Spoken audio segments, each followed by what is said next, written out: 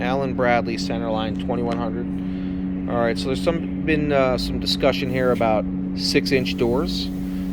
Some of the very early cabinets in Allen Bradley were never really thought of to have 6-inch buckets installed. They came several years later. And I'll show you some things here that can help you identify what kind of cabinet do you have and is it possible.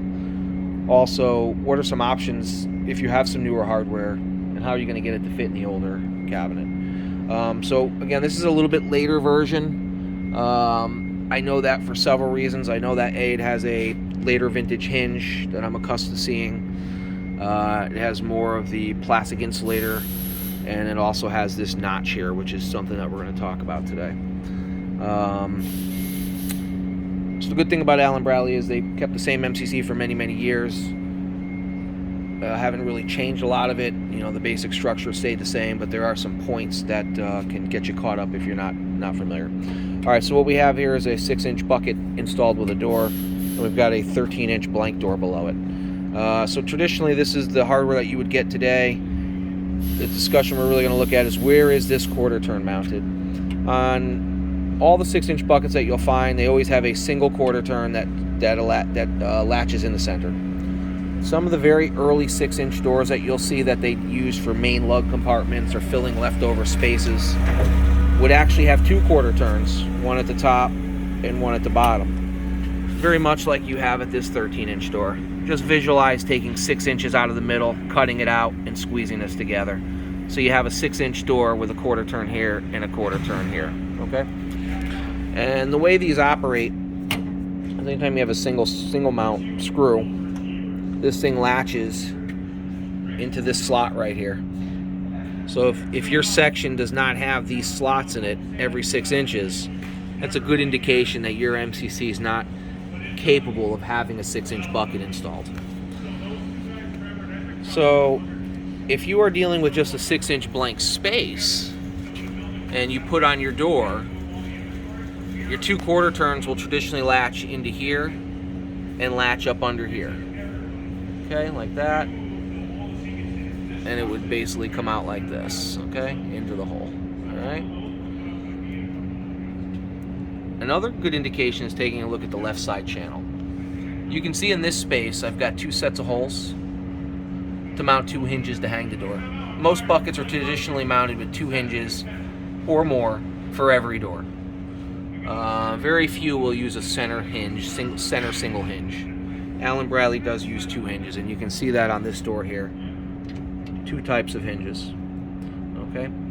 I'll show you on an earlier MCC that does not have holes for 2 sets of hinges, indicating that it was never designed to work with a 6-inch bucket. Okay, so as you can see with the 13-inch door here, quarter turn on the top and quarter turn at the bottom. The bottom is going ahead, as I said, going to engage into here, and the one at the top is going to engage in here. Okay. When you have a single quarter turn, as mentioned earlier, it grabs into this slot. All right. The problem is trying to use a 2 quarter turn door on a compartment with an installed bucket is that after you install this bucket, I no longer have access to that hole. There is a hole under here that my bottom quarter turn should be latching into, like that. It is now covered. On a 13-inch frame, this frame is cut away, and there is a vertically mounted handle above it, so that I can have access to it. And I can show you a bucket over here. And you can see how this frame is all cut away here. So when this bucket actually slides all the way in, look what I can still see, the hole in the divider pan. So the door will have a spot to latch. And so trying to use a 2 quarter turn system on a compartment with a bucket installed is going to be problematic because the bottom has nowhere to grab onto. So the bottom cannot be used. What you can do is take this quarter turn and transfer it to here, which would latch on to the top of the mid shelf there, the divider pan. So what I would recommend is, no matter what size door you have, this is a 13, here we've got a 26, up there we've got a 19, And you'll notice the top quarter turn is in the same spot on every door. Measure here, transpose those measurements to the top, transfer this quarter turn to there, fill that hole, and that should take care of the problem.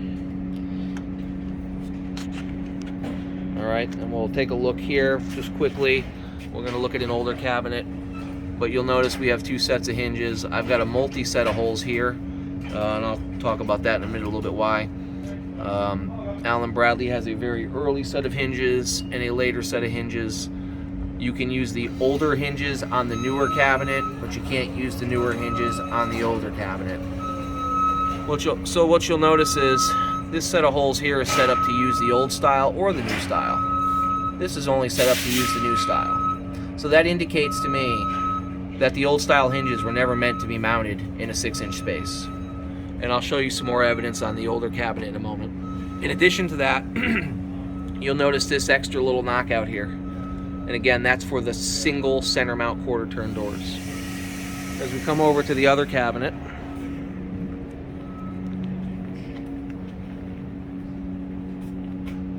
first thing you'll notice is there is no additional channel here. You'll see that all the way up. There's no little cutouts there.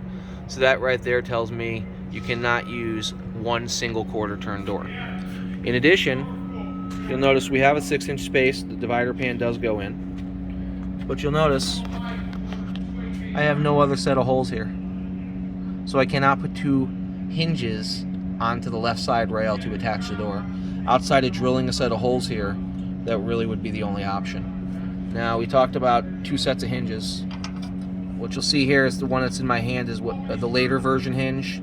It's meant for one mounting screw, as it has a holding nipple.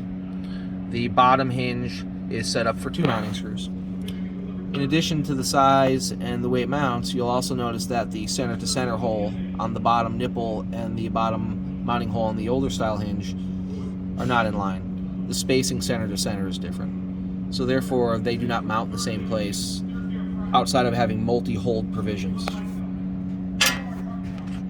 You'll notice in this rail there are no multi-holes. It's only two holes, two holes, two holes, and so on. So these were set up only for the old style. So this would be like a pre-1986 version.